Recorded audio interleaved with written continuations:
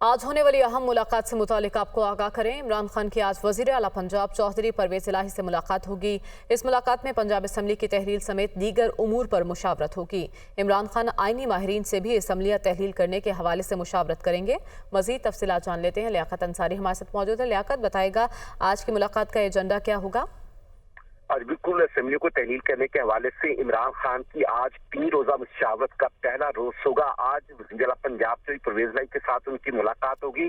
Speaker Punjab assembly सप्तान Khan ने गुज़श्ता रोज जो है इमरान खान से मुलाकात के बाद इस बात को कंफर्म किया है कि आज परवेज़ इलाही और इमरान खान मुलाकात करेंगे और असेंबलियों की तहलील के हवाले से मुशावरत करेंगे।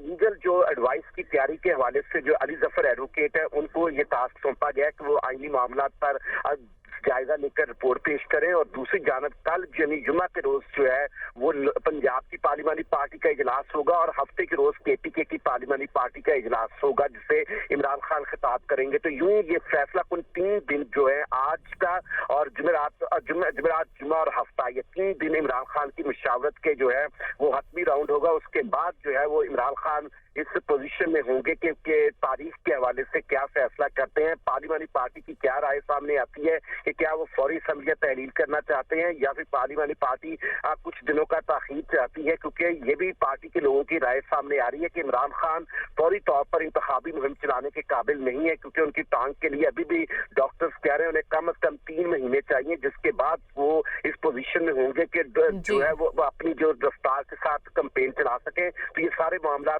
तो आप कह रहे हैं 3 दिन इंतहाई अहमियत के हामिल हैं पाकिस्तानी सियासत में। बहुत शुक्रिया लियाकत, आपने अपडेट किया।